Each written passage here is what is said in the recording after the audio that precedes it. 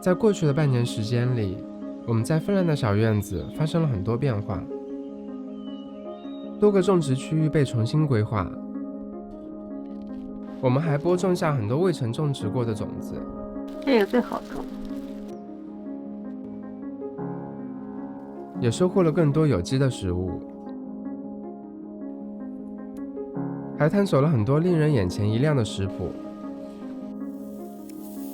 几乎每天，我们都能在这里收获到新的体验，切身地感受着土地赋予我们的一切。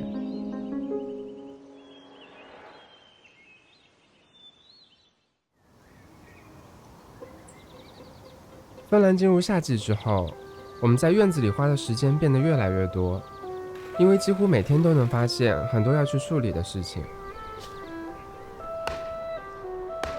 还会有各种各样不请自来的突发状况。前几天的风大到把温室的玻璃都吹烂，不过最令人开心的还是收获的时刻。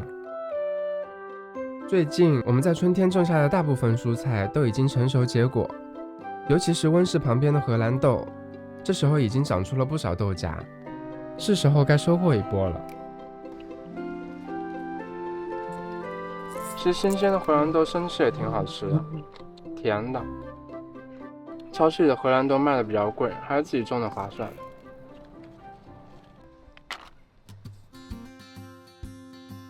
今天我要用新摘的荷兰豆做个简单快手的热炒，还有亚米在旁边监督我的工作。可以吃个嫩的。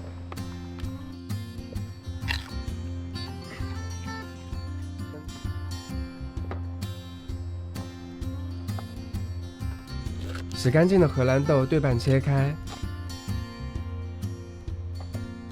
锅里稍微倒一点油，加入切好的蒜末，蒜炒出香味之后，放入切好的培根片，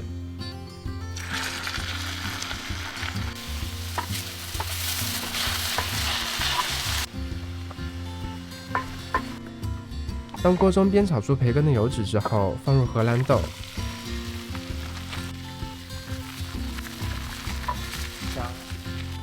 因为我们用的培根已经拥有足够的咸味了，所以调味上只需要加一点黑胡椒就可以。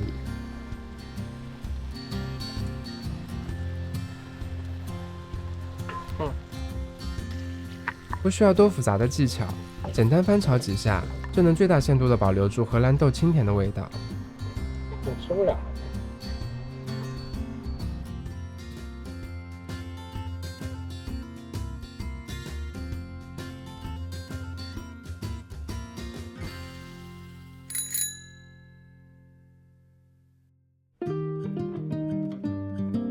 在自己院子里花的时间越多，我就越能发掘更多与美食相关的事情。除了种植的蔬菜和水果，我们这里还有一些意想不到的食材。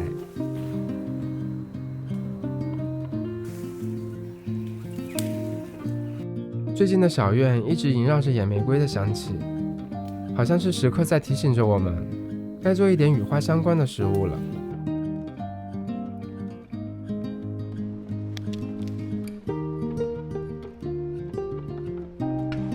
采摘下来的玫瑰花瓣需要稍微用水清洗一下灰尘和可能存在的飞虫，晾干之后再继续使用。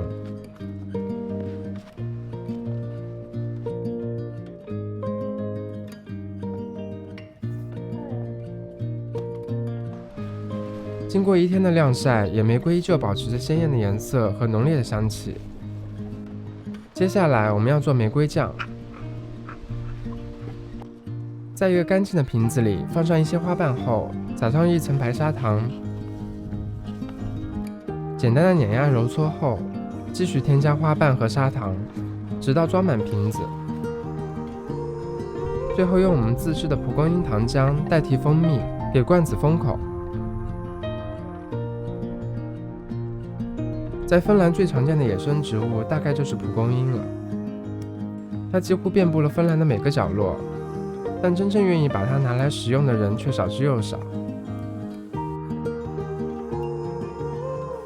洗干净的蒲公英花瓣放进锅里，用热水滚出花香，放上几片柠檬后，熬至汤汁颜色变深。过滤掉蒲公英的花瓣，只保留汤底。最后加入砂糖，熬成浓稠的糖浆。带有清甜花香、与蜂蜜极为相似的蒲公英糖浆就做好了。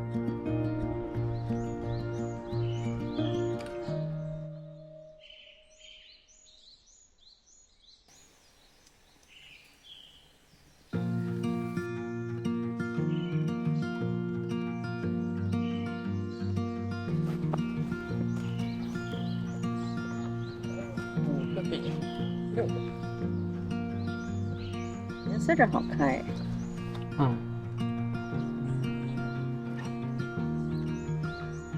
好甜哎，荔枝的味道。玫瑰吃出荔枝味儿，是荔枝的味道。玫瑰味儿很浓。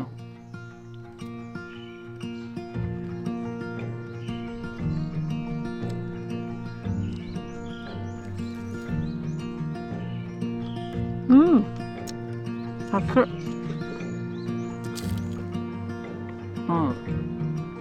好吃哈。配上这个好吃。